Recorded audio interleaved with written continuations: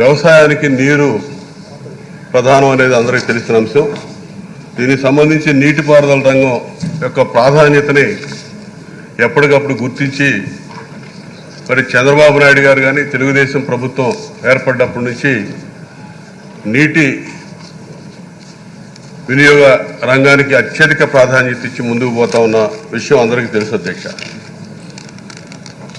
ఇందులో భాగంగానే 2014-19లో చంద్రబాబు నాయుడు గారు అధికారంలో తెలుగుదేశం ప్రభుత్వం ఉన్నప్పుడు 68,293.34 కోట్లు ఆ 5 ఏళ్లలో బడ్జెట్లో కేటాయింపులు చేసి అనేక రకాలుగా నీటిపారుదల రంగాన్ని అభివృద్ధి చేసి నీరు అందించినటువంటి ఘనత ఆ రోజు చంద్రబాబు నాయుడు గారి ప్రభుత్వం అధ్యక్ష.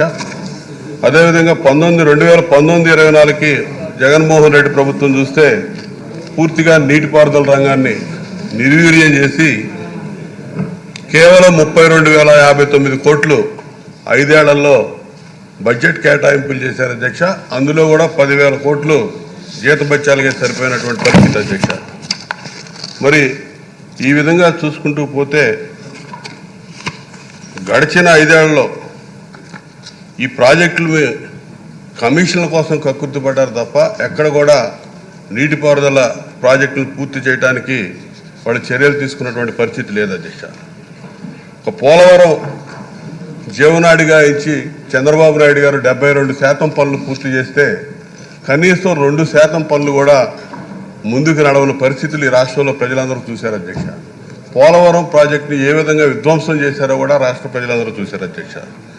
అదేవిధంగా చెయ్యని ప్రాజెక్టులు పూర్తిగానే ప్రాజెక్టులకి ప్రారంభోత్సవాలు చేసి నిస్సిగ్గుగా వెలుగొండ కానీ కుప్పం బ్రాంచ్ కెనాల్ కానీ పనులు పూర్తి కాకుండానే బూటకపు ప్రారంభోత్సవాలు ఏ విధంగా చేశారో కూడా ఇవాళ అందరూ చూశారు అధ్యక్ష. ఇటీవల బడ్జెట్ పెట్టిన తర్వాత కూడా వెలుగొండ ప్రాజెక్టు గురించి మరి ఆ పార్టీ నాయకులు మాట్లాడితే మొత్తం కూడా పాత విషయాలన్నీ బయటకు వచ్చినాయి అధ్యక్ష. వెలుగొండ ప్రాజెక్టు వాళ్ళ హయాంలోనే పూర్తయిందని చెప్పి ఏ విధంగా ప్రారంభోత్సవాలు చేశారు. అదేవిధంగా నెల్లూరు సంగం బ్యారేజీ అవుట్ టన్నెల్ పనులు గత ప్రభుత్వ హయాంలో మరి ఆ రోజు చంద్రబాబు గారి ప్రభుత్వంలో 90% పనులు పూర్తి చేస్తే మిగిలిన 10% కూడా పూర్తి చేయకుండానే ప్రారంభోత్సవం చేసినటువంటి ఘనత జగన్మోహన్ రెడ్డిదని చెప్పి చెప్పడానికి మరి ఇలా సిగ్గుపడాలి అధ్యక్ష వాళ్ళు. మరి ప్రతి ఒక్కరు కూడా ఆ విధంగా చెప్పడానికి. ఎందుకంటే అన్నీ కూడా చంద్రబాబు నాయుడు గారి హయాంలో అన్ని ప్రాంతాలు రాయలసీమ కానీ ఉత్తరాంధ్ర కానీ డెల్టా ప్రాంతాలు కానీ గోదావరి కృష్ణా ప్రాంతాలు కానీ సమానమైన కేటాయింపులు చేస్తూ మరి ముందుకు పోయినటువంటి పరిస్థితులు అందరం కూడా చూసాం అధ్యక్ష. ఎందుకంటే ఆ రోజు జగన్మోహన్ రెడ్డి కూడా 2020లో చెప్పాడు అధ్యక్ష, కేవలం 1,178 కోట్లు ఖర్చు పెడితే 6 ప్రాజెక్టులు పూర్తి చేయొచ్చు ఏడాదిలో అని చెప్పాడు అధ్యక్ష. ఒక్క అడుగు కూడా ముందుకెళ్ళలేదు అధ్యక్ష. వాళ్ళ 5 ఏళ్ల కాలంలో 6 ప్రాజెక్టులు కాదు ఒక్క ప్రాజెక్టు కూడా పూర్తి చేసినటువంటి పరిస్థితి లేదు. జగన్ రెడ్డి 4 ఏళ్లలో ఆ జలవనరులకు కేటాయించిందే వాళ్ళు 32,000 కోట్లు ఇందాక చెప్పినట్టుగా 10,000 కోట్లు జీతభత్యాలకి పోయినాయి అధ్యక్ష. టీడీపీ ప్రభుత్వంలో మరి 5 ఏళ్లలో సీమ ప్రాజెక్టుల కోసం 12,441 కోట్లు ఖర్చు పెట్టారు అధ్యక్ష. జగన్మోహన్ రెడ్డి ఖర్చు పెట్టింది కేవలం 2,011 కోట్లు మాత్రమే కనపడతా ఉంది అధ్యక్ష. రాయలసీమ వాసి రాయలసీమ మీద అత్యధికంగా ప్రేమ వలకపోస్తున్నట్టు నటించేటటువంటి జగన్మోహన్ రెడ్డి 2,000 కోట్లు ఖర్చు పెట్టారు అధ్యక్ష. అదే టీడీపీ హయాంలో చంద్రబాబు నాయుడు గారి హయాంలో 12,000 కోట్లు 12,441 కోట్లు ఖర్చు పెట్టినటువంటి పరిస్థితి అధ్యక్ష.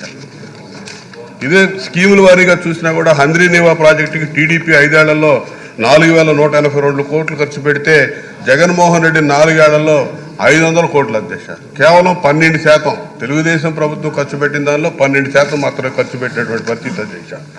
పైపెచ్చు జీవో నంబర్ 30 ద్వారా అంచనాలు పెంచుకొని మొబిలైజేషన్ అడ్వాన్సులు తీసుకొని కమిషన్ కక్కుర్తిపడ్డారు అధ్యక్ష, పూర్తి చేయకుండా ప్రాజెక్టు పూర్తి చేయకుండా.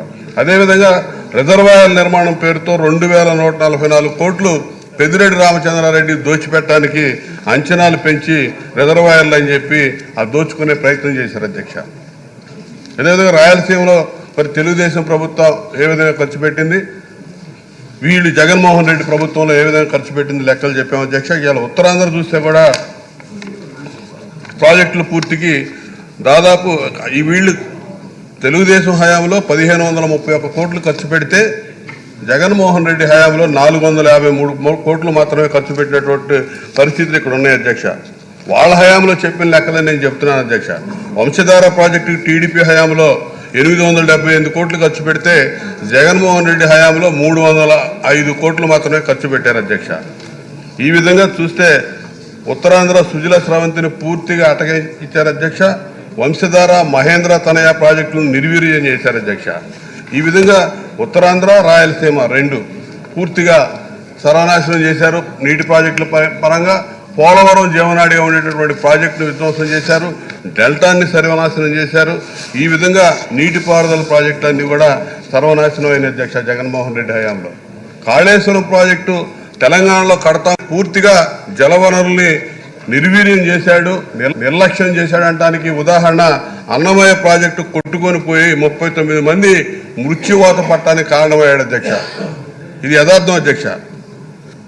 కేంద్ర జలశక్తి శాఖ ఆ రోజు చెప్పింది అధ్యక్ష, లోక్సభలోనే చెప్పారు అధ్యక్ష. ఏళ్ళ చేతకాంతనాన్ని లోక్సభలోనే ఎత్తి చూపించారు. ఆ రోజు అన్నమయ్య ప్రాజెక్టు కొట్టుకుపోయి 39 మంది చనిపోయినప్పుడు పులిచింతల గుండ్లకమ్మ గేట్లు కొట్టుకొని పోయి 100 టీఎంసీల నీరు సముద్రం పాలవుతుంటే చేత కాకుండా గేట్లు కూడా పునర్నిర్మాణం చేయకుండా చేత కాకుండా వదిలేసినటువంటి ప్రభుత్వం అధ్యక్ష. ఆ రోజు ఇంత నష్టం వాటిల్లా కూడా ప్రాజెక్టులు కనీస మరమ్మతులు చేయడం కూడా చేత కాలేదు అధ్యక్ష 5 సంవత్సరాల్లో.